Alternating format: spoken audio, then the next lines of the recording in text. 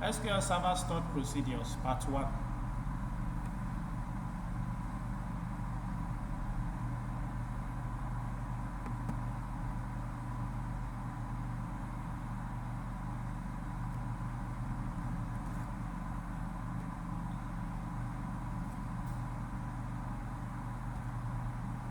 First of all, we need to answer what is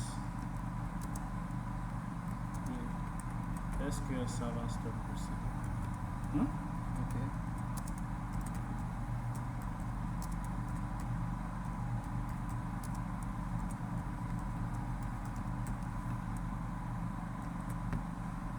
Now, an SQL Server Stored Procedure.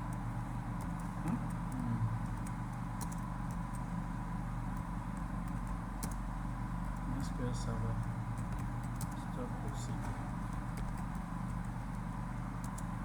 is a batch. It's a batch of statements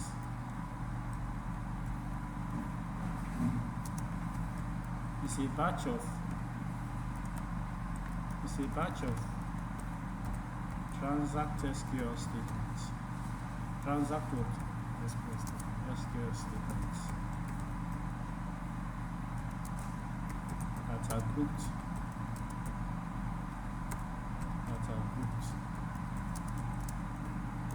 as a logical unit and stored in the database and stored in the what?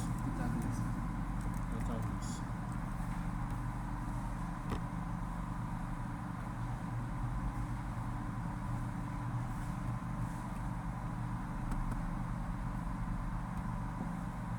Now, what are the benefits of using stored procedures? Of using what? Stored procedures.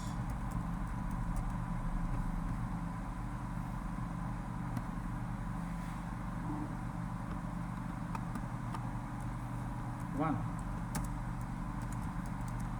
they can be easily modified. They can be what? Modified.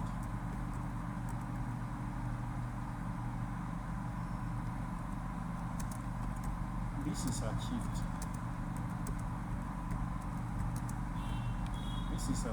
by using the alter procedure statement. Alter what? Alter procedure statement.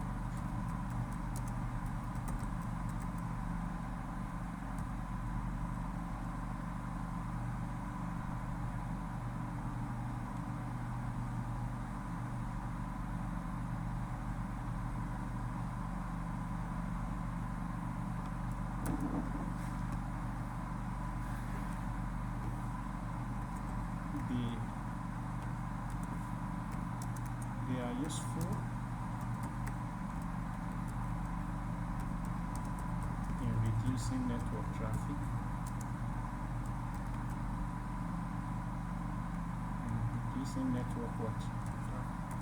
traffic.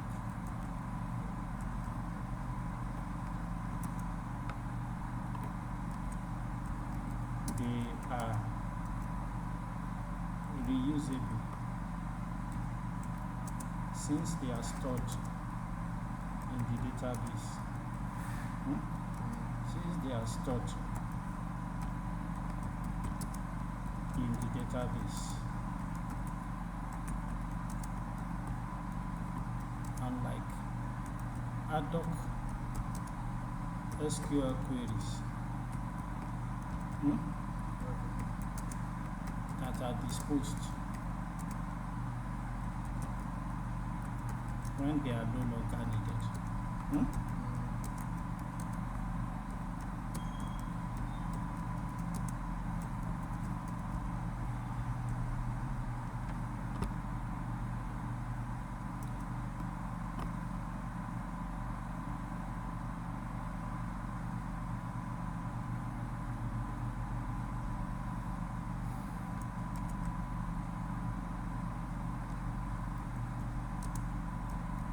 they help to enforce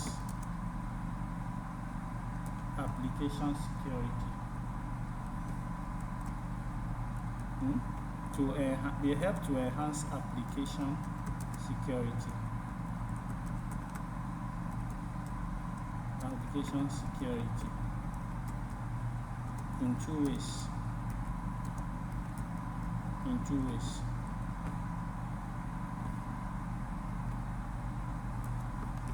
What are the ways?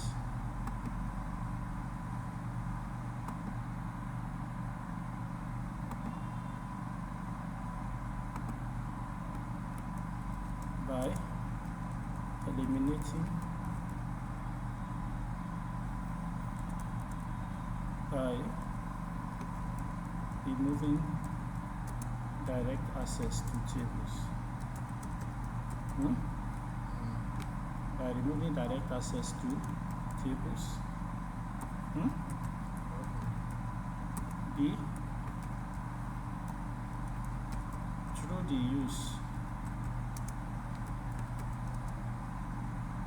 use of parameters. Through the use of parameters.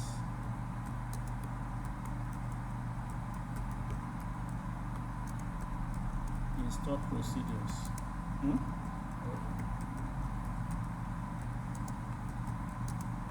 The threat of SQL injection attacks.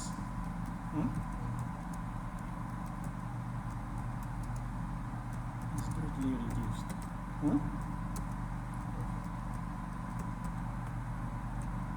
Are you following?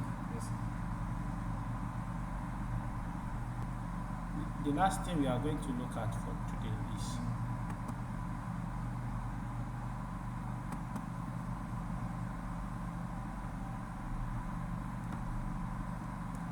syntax for creating a new SQL server stored procedure.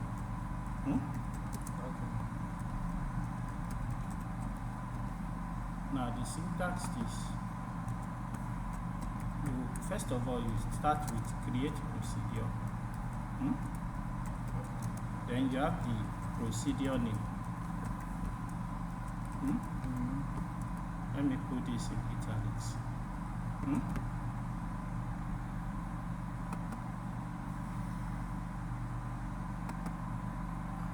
Create procedure name. Then you have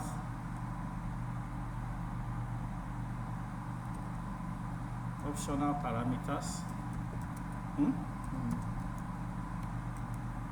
Optional parameters list. Then after that you have as. Then you have body of SQL statements. Body of transact SQL statements.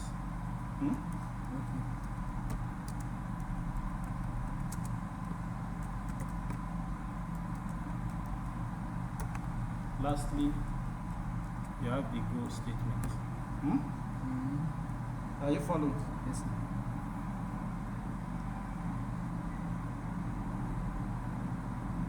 Let's bring the example to life.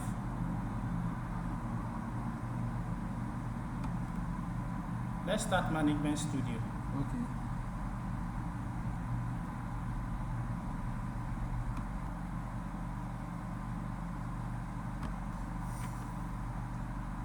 So let's connect using Windows authentication.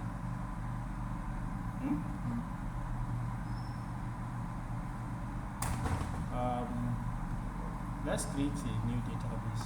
Right click, new database. Let's call it persons DB.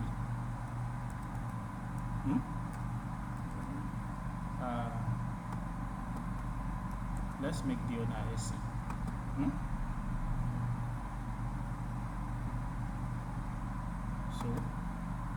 here we have persons DB. Let's create a new table. So right click and point to tables. Okay. So let's have person ID. That type digit. First name.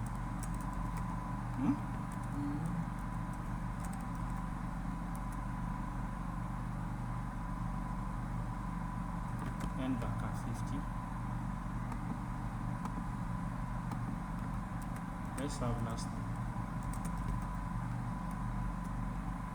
End back at 50. Now let's have gender ID. Okay. End back at. Let's make that one 8. Are you following? Let's make person ID primary key. Let's make it identity too. Are you following? Yes, sir.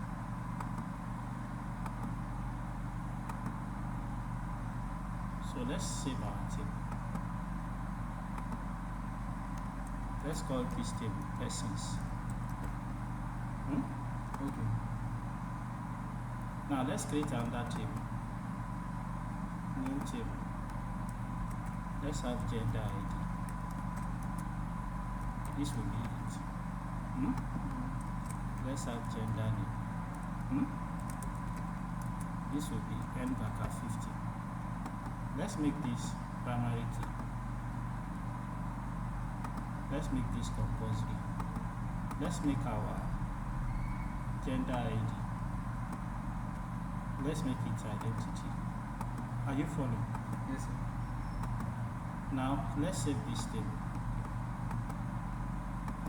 Let's save this table as genders. Are you following? Now let's make this table. Let's create a unique key on gender name. So we right click, we go to indexing stroke keys, we click on add, then we change the type to unique key, then we click the ellipsis for participating columns, and the participating column that we are going to have will be gender. You know all this already. So let's see. Now let's do one more thing. Let's create database diagram. Let's install database diagram support first.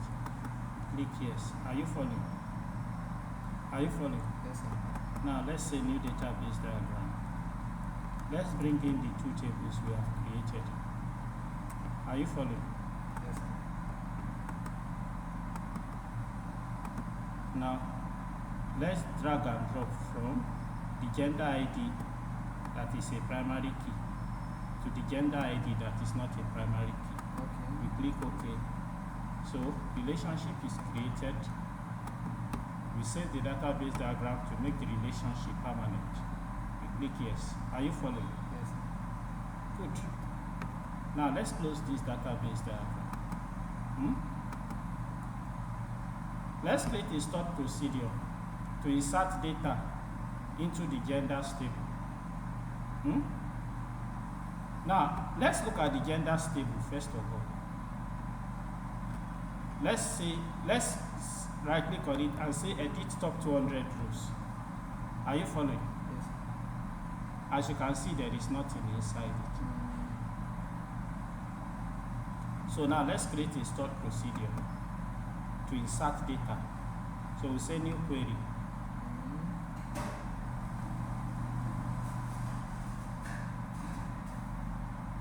So it will be create procedure. Since we are creating a procedure, it must start with that statement. Then the name of this stored procedure will be insert gender. Now, when you are creating a stored procedure that we insert, you need a list of input parameters that you are going to pass in. Those input parameters, they are the ones that will accept whatever you want to, the values you want to insert into your database table. Okay. Now, let's go again and look at this genders table. Are we going to insert anything inside gender ID? Yes. No. Okay. It's identity column. Remember, do we insert data inside identity column? No. SQL Server does it for us.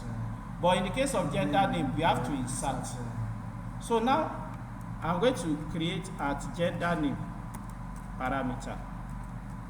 Parameters start with at. Okay. So at gender name. And the data type will be nvarchar 50. Parameters too, they have data type. Okay. So let me put comment, single line comment. Okay. Input parameter to accept the new gender. The new gender to be inserted into gender stable. Are you following? Yes.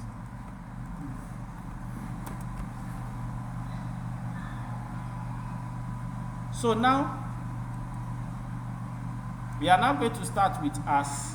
Okay. Then when you are inserting, you have to write something like this: insert into, then the name of the table you want to insert into. In this case, the name of the table we want to insert into is dbo.genders. Then you need the column list. You need the column list. Okay. Are you following? Yes. Now the column, what are the columns that we are inserting into? I told you earlier on that we will not be inserting into gender ID because it is an identity column. But we'll be inserting into gender name. Okay. So let's go ahead. So insert into genders. What are the columns? We only have one column that we will be inserting into, and that's gender name. Then the next thing is the values you want to insert. In this case, the value we want to insert is just this parameter that we created.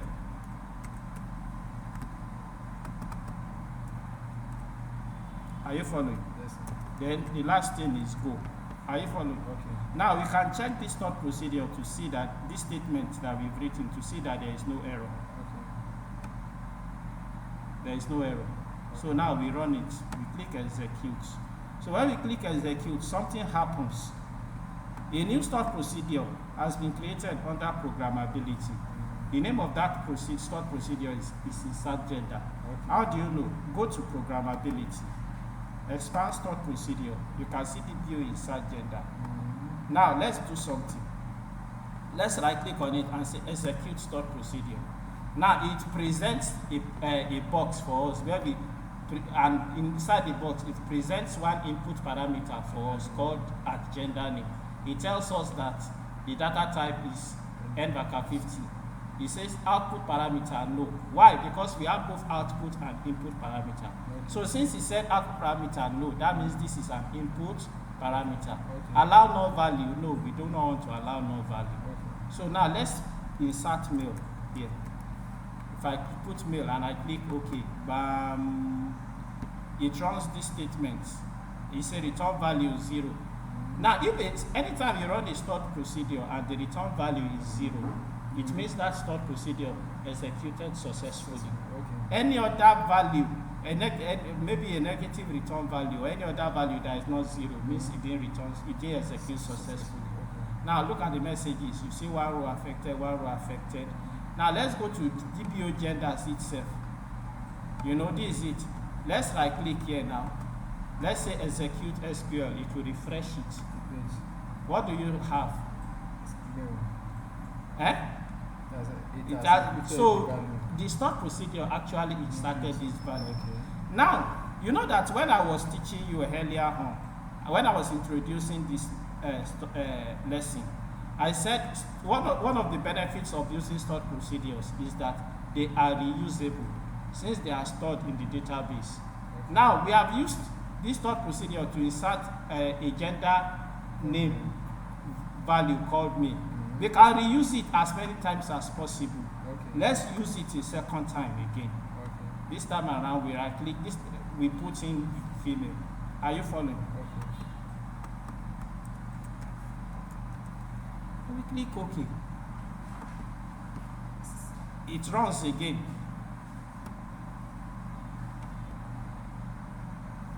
So this stored procedure has been executed the second time. This is the table again. Okay. Let's right click on it and say execute SQL. You can see now. But you might ask me, why is gender ID? Why is the one of 2 coming before 1?